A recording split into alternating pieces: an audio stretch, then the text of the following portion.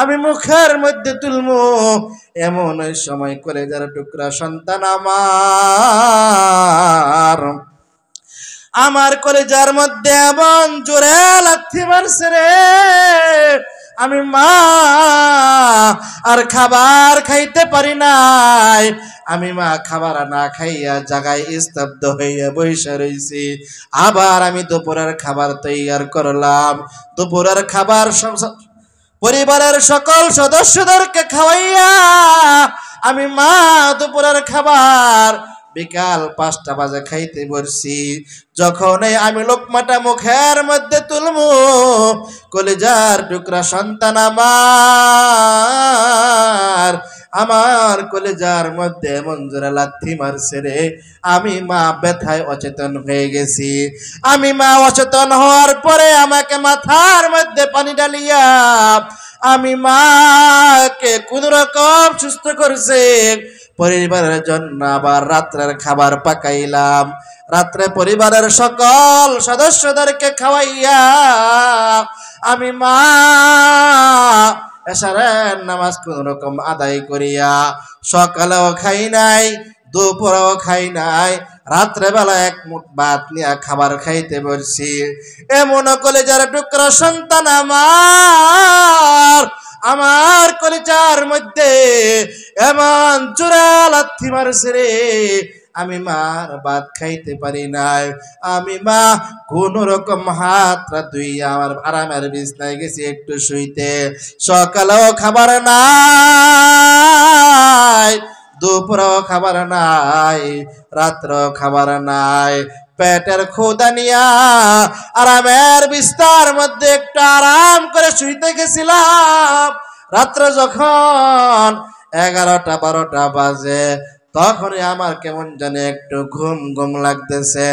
আমি মা একটু ঘুমামো, আমার চোখটা লাগতে দেরি।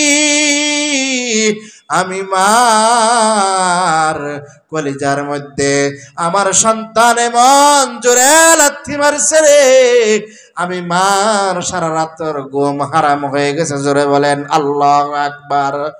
ও কলিজার টুকরা সন্তান, তোমাকে দুনিয়াতে ভূমিষ্ঠ করতে গিয়া আমি মা কলস রক্ত ঝরছে। আমি মা পাগলের মতো হয়ে গেছি। আমি মা বেহুশ হয়ে গেছি। প্রচন্ড শীতের মধ্যে আমি মা ভিজা জায়গার মধ্যে শুইয়া তোমাকে শুকনা জায়গার মধ্যে শুয়াইছি। কত ঈদ গেলের সন্তান, আমি মা কোনোদিন নতুন কাপড় পরিধান করি নাই, তোমাকে নতুন কাপড় পরিধান করাইছি। ও সন্তান,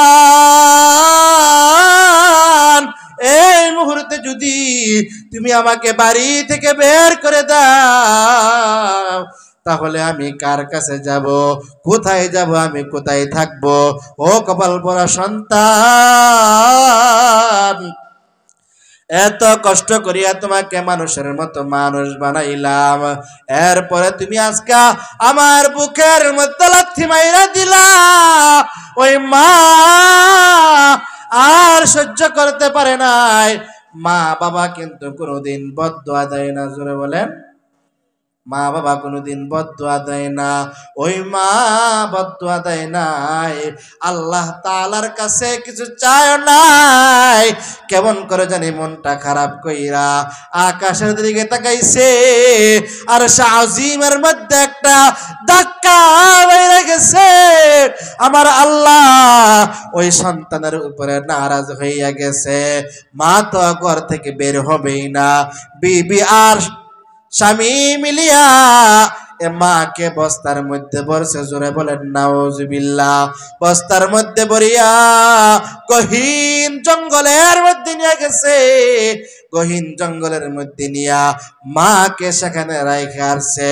কিতাবের মধ্যে পাওয়া যায় ওই মা সেখানে থাইকা সন্তানের জন্য দোয়া করে যেন নিরাপদে বাড়িতে পৌঁছে যায়। জোরে বলেন আল্লাহু আকবার। ওই সন্তান ডাক দিয়া বলে, ভাইজি আমি এই মায়ের সন্তান, আমি আমার বিবিকে সন্তুষ্ট করতে গিয়া আমি আমার মায়ের গালের মধ্যে থাপ্পড় মারলাম। আমি আমার বিবিকে সন্তুষ্ট করতে গিয়া আমি আমার মায়ের বুকের মধ্যে লাথি মারলাম। কিছুদিন পরে আমার হাতের মধ্যে কেমন জানি একটা ফোড়া হয়েছে। আমার আর বোঝার বাকি নাই, মায়ের বুকের মায়ের গালের মধ্যে থাপ্পড় মারার কারণে আমার হাতের এই অবস্থা। ডাক্তার বলে হাত ফালাই দিতে হবে। আমি হাতটা ফালাই দিলাম। কয়েকদিন যাইতে না যাইতে আমার পায়ের মধ্যে আর একটা ফোড়া হয়ে যায়। আমার আর বুঝতে বাকি নাই গো আল্লাহর ওলি, আমার আর বুঝতে বাকি নাই। আমি আমার মায়ের বুকের মধ্যে লাথি মারার কারণে আমার এই পায়ের মধ্যে সমস্যা দেখা দিছে। ডাক্তার আমার হাত ফালাই দিল, আমার পাও ফালাই দিল। এবার আমি বাড়ির মধ্যে থাকতে লাগলাম। আমার বিবি আমাকে রাখিয়া চলে গেল। এলাকার মানুষ আমাকে আইসা বলে, ও হারুন, এলাকার মধ্যে থাকার কোনো অধিকার নাই, জমিনের মধ্যে পয়সা থাকার কোনো অধিকার নাই। ও হারুন, তোমাকে আমরা মেরে ফেলবো। এলাকার মানুষের হাতে পায়ে দইরা বলে, আমাকে মারার দরকার নাই, আমাকে একটু জীবন ভিক্ষা দেন, আমার ধন সম্পদ ঘর বাড়ি সব আপনাকে আমার নিয়ে নেন। আপনাদের কাছে একটা অনুরোধ, আমি তো হারতে পারি না, আমাকে একটু কোন রকম বাহনের মধ্যে উঠাই দেন, মক্কার জমিনে ফালাই দেন। তাওয়াফ করতে করতে কাবার চত্বরে ঘুরতে ঘুরতে আমি যেন আল্লাহ তাআলাকে আমাকে ক্ষমা করে দেয়। ইতিহাসের কিতাবের মধ্যে পাওয়া যায় দীর্ঘ 40 বছর পর্যন্ত ওই লোকটা কাবার চত্বরে ঘুরে আর বলে, আল্লাহুম্মা লাব্বাইক লা শারীকা লাকা লাব্বাইক ইন্নাল হামদা ওয়ান নি'মাতা লাকা ওয়াল মুলক। আল্লাহ রাব্বুল আলামিনের দরবারে যখন লাব্বাইক বইলা ডাক দেয়, আল্লাহ রাব্বুল আলামিন জবাব দেয়, লা লাব্বাইক লা লাব্বাইক লা লাব্বাইক। ও হারুন, এই পর্যন্ত আল্লাহ তোমার হজ কবুল করে নাই। আল্লাহ রাব্বুল আলামিন তোমার হজ যেন কবুল করে, আমি আল্লাহ রাব্বুল আলামিনের কাছে একটু মুনাজাত করি। কিন্তু বাইজিদ বুস্তামি রাহমাতুল্লাহি আলাইহি উনি হলেন মুস্তাজাবুদ দাওয়া। যখন ওই আল্লাহ তাআলার দরবারে দুখানা হাত বাড়ায়, আল্লাহ রাব্বুল আলামিন বাইজিদ বুস্তামির দোয়া কবুল করে। জোরে বলেন সুবহানাল্লাহ। মকুন সুস্তি দর নামাজে পাঞ্জগানা ফাওয়াইলুল লিল মুসাল্লিন আল্লাযীনা মুমিনারা ই নামাজ এমদাদ দা ইস্তাঈনু আয়াতে কুরআব খা আয়াতে কদ আফলাহা ইয়াদ কুন গৌর কুন্দর মানি আজদিল সাদেকু। বাইরামার বাইজিদ বুস্তামি রাহমাতুল্লাহি আলাইহি মুস্তাজাবুদ দাওয়া, উনি দোয়া করার সাথে সাথে আল্লাহ রাব্বুল আলামিন তার দোয়া কবুল করতেন, তার দোয়া কবুল করতেন। তার মানে বোঝা যায় বাইজিদ বুস্তামি রাহমাতুল্লাহি আলাইহি 5 ওয়াক্ত নামাজের জাগাত 6 ওয়াক্ত পড়ছে। সূরা বলেন, বাইজিদ বুস্তামি কি 5 ওয়াক্ত নামাজের জায়গা 6 ওয়াক্ত পড়ছে? হ্যাঁ, বাইজিদ বুস্তামির জন্য কি দিন কি 24 ঘন্টা ছিল না 12 ঘন্টাই ছিল? জোরে বলেন। বাইজিদ বুস্তামি আমাদের মতো একজন মানুষ, 5 ওয়াক্ত নামাজ জামাতের সাথে আদায় করতেন, রমজান মাসে রোজা রাখতেন। ওনার কিতাবের মধ্যে পাওয়া যায় উনি সারা রাত নফল নামাজের মধ্যে দাঁড়ায় থাকতেন। জোরে বলেন আল্লাহু আকবার।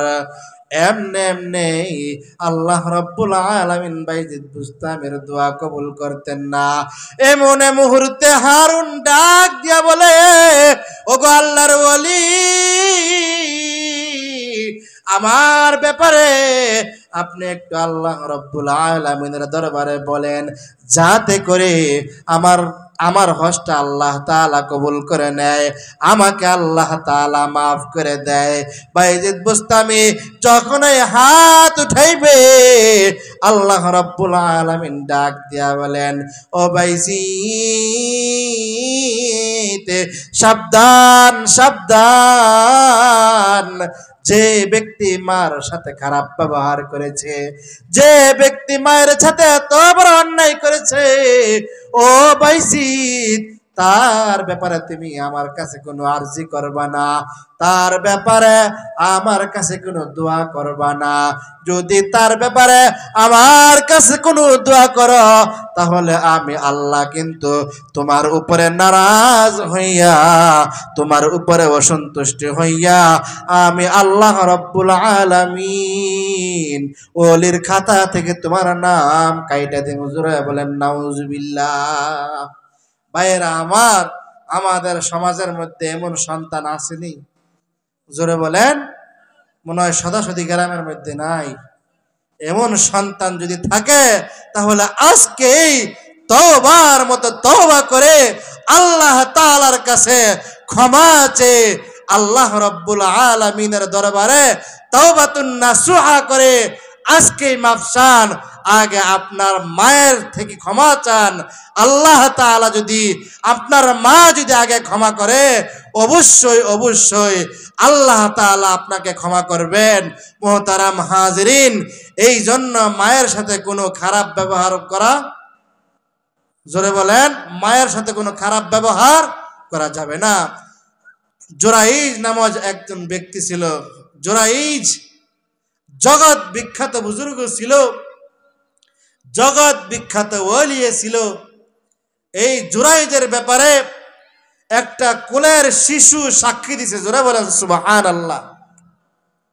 হযরত ইউসুফ আলাইহিস সালাতু ওয়াস সালামকে যখন জুলাইখার স্বামী মিশরের বাদশা অন্যায়ভাবে জেলখানার মধ্যে পাঠাইবেন, তখন একটা কোলের শিশু এরকমই হযরত ইউসুফ আলাইহিস সালাতু ওয়াস সালামের ব্যাপারে সাক্ষী দিছিলেন।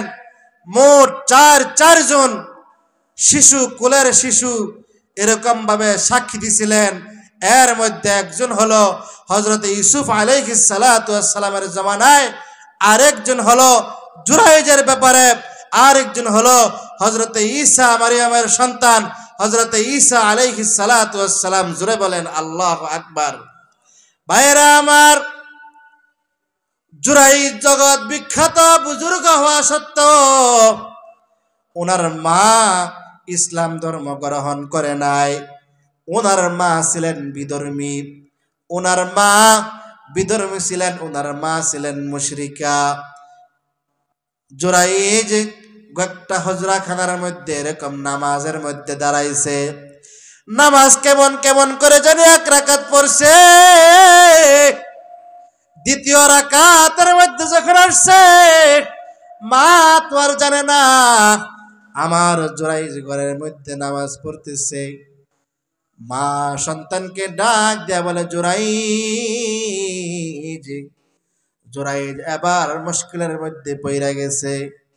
অথচ নামাজের মধ্যে দাঁড়াইলে আল্লাহ তাআলার সাথে সাক্ষাৎ হয়। নামাজের মধ্যে দাঁড়াইলে আল্লাহ তাআলার সাথে সাক্ষাৎ হয়। হযরতে আলী কাররামাল্লাহ মসজিদ নববীর মধ্যে ওযু করতেছেন। হযরত আলী কাররামাল্লাহ যখন এই ওযু করে, হযরত আলী কাররামাল্লাহর দেহটা কেমন কেমন জারি কাঁপতেছেন, চেহারা মলিন হয়ে গেছে। পাশে একজন সাহাবী ডাক দিয়া বলে, ও গো আলী, তোমার বিবি সাহেব কি, হযরত ফাতেমা কি অসুস্থ? বলে, না না, হাসান হুসাইন কি অসুস্থ? বলে না না। তুমি কি অসুস্থ? বলে না না। আমাদের হাবিব কি অসুস্থ? বলে না না। ওগো আলী, যুদ্ধের ময়দানে কি সাহাবায়ে কেরাম হেরে গেছে নাকি? কোন সাহাবী কি শহীদ হয়েছেনি? কোন যুদ্ধের ময়দানে গিয়া মুহাম্মদের কোন দল কি বিপদের সম্মুখীন হয়েছেনি? বলে না না। ওই সাহাবী ডাক দিয়া বলে, ওগো আলী, ফাতেমার শরীর ভালো, হাসান হুসাইন তেমন কিছু হয় নাই, মুহাম্মদের কোনো কিছু হয় নাই, মুসলমানদের যুদ্ধের ময়দানে কোনো কিছু হয় নাই, কোনো সমস্যার সম্মুখীন হয় নাই। আপনার শরীর ভালো। ওগো আলী, আপনার দেহটা কি জন্য কাঁপতেছে? আপনি কি জন্য কাঁপাকাঁপি করতেছেন? আপনার চেহারা কি জন্য মলিন হয়ে গেছে? আপনার চক্ষুগুলা কেমন কেমন জানে লাল হয়ে গেছে? হযরত আলী কাররামাল্লাহু জবাব দেয় না। এই মনে মুহূর্তে হযরত আলীকে বারবার ডিস্টার্ব করতেছে। ওগো আলী, সবাই সুস্থ, মুসলমানরা সুস্থ, আল্লাহর হাবিব সুস্থ, কোন সাহাবায়ে কেরাম কোন বিপদের সম্মুখীন হয় নাই। তাহলে আপনি কি জন্য কাঁপাকাঁপি করতেছেন? হযরত আলী কাররামাল্লাহ ডাক দিয়া বলে, আমি কিছুক্ষণ পরে আমি আমার মালিকের সামনে দাঁড়াবো। জোরে বলেন আল্লাহু আকবার। লা ইলাহা ইল্লাল্লাহ। জোরে লা, সবাই লা ইলাহা ইল্লাল্লাহ।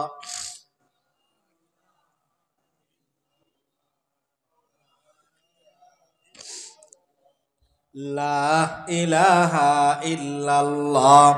লা ইলাহা ইল্লাল্লাহ। জোরে লা।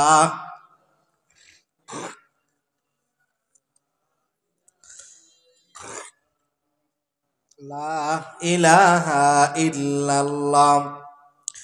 বহু দূরে মদিনায় আমরা কেমনে যাব জানি না।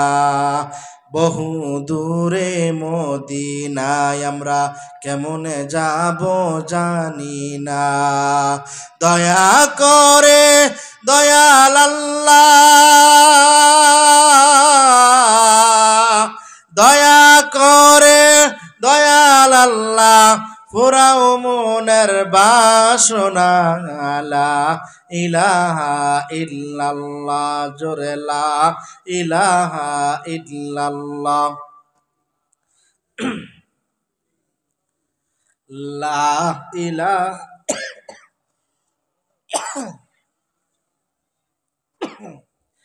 লা ইলাহা ইল্লাল্লাহ। লা ইলাহা ইল্লাল্লাহ মুহাম্মাদুর রাসূলুল্লাহ সাল্লাল্লাহু আলাইহি সাল্লাতু ওয়াসসালাম। জোরে বলেন আল্লাহু আকবার। নারে তাকবীর। দিন ইসলাম, দিন ইসলাম। আল কোরআনের আলো ঘরে ঘরে জালো। আলেম ওলামা যেখানে, কোরআন হাদিস যেখানে, গান বাজনা যেখানে, নারে তাকবীর। ভাইরা আমার, হযরত আলী কাররামাল্লাহ ডাক দিয়া বলে, ও ভাই, আমি আমার মালিকের সামনে গিয়ে দাঁড়াবো, এই জন্য চিন্তায় টেনশনে আমার চেহারা মলিন হয়ে গেছে, আমার চক্ষু লাল হয়ে গেছে। আমার মালিকের সামনে আমি কোন মুখ নিয়ে দাঁড়াবো? জোরে বলেন আল্লাহু আকবার। হযরত আলী কাররামাল্লাহকে জিজ্ঞাসা করা হয়, ওগো আলী, আপনি যে আপনার মালিকের সামনে দাঁড়াইবেন, আপনি কি আপনার মালিককে দেখেননি? হযরত আলী কাররামাল্লাহ জবাব দেয়, আমি এমন মালিকের গোলামি করি না, আমি এমন রবের গোলামি করি না, আমি এমন রবের গোলামি করি না যে মালিককে আমি আলী দেখি না। জোরে বলেন সুবহানাল্লাহ। হিচে কাসদর মুলকে ও আম্বাজুনে, হিচে কাসদর মুলকে ও আম্বাজুনে, औले उरा लहने ने आवाज ने, तू कुजावा सुन्नते अहमद कुजा, बा मोहम्मद कैबुअद नस्बत तोरा, गार शैता मी कुनी नामतोली, गरवली है लानतसते गरवली। ভাইয়েরা আমার, হযরত আলী কাররামাল্লাহ বলে আমি এমন রবের গোলামি করি না যেই রবকে আমি আলী দেখি না। তার মানে সাহাবায়ে কেরাম যখন নামাজের মধ্যে দাঁড়াইতেন তখন সাহাবায়ে কেরাম কেমন কেমন জানি আল্লাহ তাআলাকে দেখতেন। মিশকাত শরীফের প্রথম হাদিস, হাদিসের নাম হলো হাদিসে জিবরাইল। মিশকাত শরীফের হাদিসের মধ্যে আল্লাহর পয়গম্বরের সামনে জিবরাইল আলাইহিস সালাতু ওয়াস সালাম আসে, আসিয়া ডাক দিয়া বলে ক্বালা ফাখবিরনি আনিল ইহসান, ওগো পয়গম্বর ইহসান সম্পর্কে আপনি আমাকে একটু খবর দেন। পয়গম্বর ডাক দিয়া বলে আন তা'বুদাল্লাহ কাআন্নাকা তারাহু ফাইল্লাম তাকুন তারাহু ফাইন্নাহুম ইয়ারাক। জোরে বলেন আল্লাহু আকবার। পয়গম্বর ডাক দিয়া বলে ইহসান হলো এই জিনিস যখনই তুমি নামাজের মধ্যে দাঁড়াইবা, যখনই তুমি নামাজের মধ্যে দাঁড়াইবা, আন তা'বুদাল্লাহ কাআন্নাকা তারা ফাইল্লাম তাকুন তারা ফাইন্নাহুম ইয়ারাক। যখনই তুমি নামাজের মধ্যে দাঁড়াইবা তখনই তুমি মনে করবা তখন আমি আল্লাহ তাআলাকে দেখতেছি।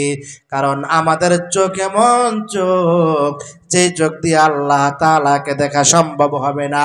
কারণ আমাদের চোখের দ্বারা গুনাহ হয়, সারাদিন বেপরদার গুনাহ, নাফরমানের গুনাহ। এই চোখ দিয়ে আল্লাহ তাআলাকে দেখা সম্ভব হবে না। আল্লাহর পয়গম্বর এই হাদিসে জিবরাইলের মধ্যে জানায় দেন কান্নাকা তারাহু ফাইল্লাম তাকুন তারাহু ফাইন্নাহুম ইয়ারাক। আমার আপনার দেখার শক্তি তো হবে না, নামাজের মধ্যে দাঁড়াইয়া তোমার ধ্যান ধারণা চিন্তা চেতনা এরকম হবে আমি তো আমার রবকে দেখা সম্ভব না, আমার রব আমাকে দেখতেছে। জোরে বলেন আল্লাহু আকবার। তার মানে সাহাবায়ে কেরাম আল্লাহ তাআলাকে দেখা দেখা, জান্নাত দেখা দেখা আল্লাহ রাব্বুল আলামিনের গোলামি করছে। ওই যে জোরাই যে উনি একজন বুজুর্গ ওলি ছিলেন, ওলি কামেল ছিলেন, নামাজের মধ্যে দাঁড়াইছে। এবার মাও ডাক দেয়, নামাজ পড়ে, মুশকিলাতের মধ্যে পড়ে গেছে। নামাজের মধ্যে দাঁড়াইয়া কোরআন কারিমে তেলাওয়াত করে আল্লাহর পয়গম্বর জানায় দেয় এই কোরআন তো শুধু কোরআন নয়, এই কোরআন তেলাওয়াত করা আর আল্লাহ রাব্বুল আলামিনের সাথে কথা বলার সমান। জোরে বলেন সুবহানাল্লাহ। এবার হযরত জুরাইজ এবার মুশকিলাতের মধ্যে পড়ে গেছে। হযরত জুরাইজ নামাজ ছাড়বে না, মায়ের ডাকে সাড়া দিবে, কিন্তু মা তো জানে না নামাজের মধ্যে আছে কিনা। মা দ্বিতীয়বার আবার ডাক দেয়, তৃতীয়বার মা আবার জুরাইজকে ডাক দেয়।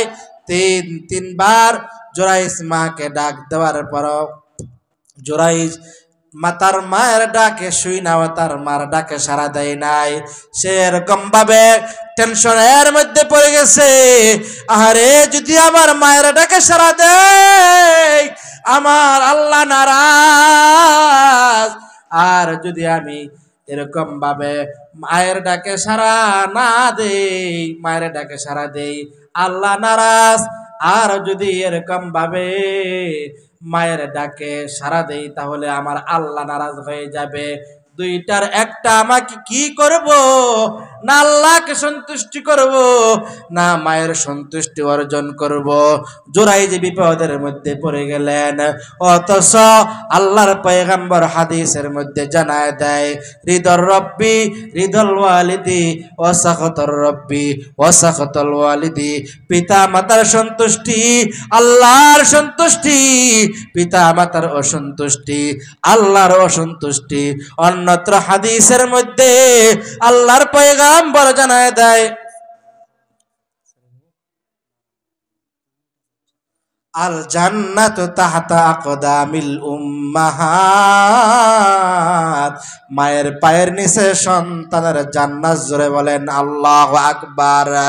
হাদিসের মধ্যে আল্লাহর পয়গম্বর বলেন, মায়ের পায়ের নিচে সন্তানের জান্নাত। অন্যত্র হাদিসের মধ্যে বলেন, রিদর রব্বি রিদল ওয়ালিদি ওয়া সাখাতুর রব্বি ওয়া সাখাতুল ওয়ালিদি। পিতা মাতার সন্তুষ্টি আল্লাহর সন্তুষ্টি। এবার জোরাই বিপদের মধ্যে পড়ে গেছে, আমি নামাজ ছাইরা যদি আমার মায়ের ডাকে সাড়া দেই, যদি আমার আল্লাহ নারাজ হয়ে যায়। আর যদি আমি নামাজের মধ্যে দাঁড়াই থাকি, না জানি আমার মা নারাজ হয়ে যায়। মা তিনবার ডাক দেওয়ার পরে কলিজার টুকরা সন্তান ডাকের কোনো সাড়াই দেয় না।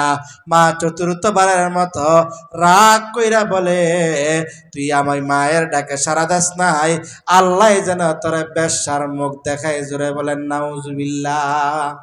মা নারাজ হইয়া বলে, আমি মায়ের ডাকে সাড়া দাও নাই, আল্লাহ তাআলা যেন তোমাকে বেশ্যার মুখ দেখায়।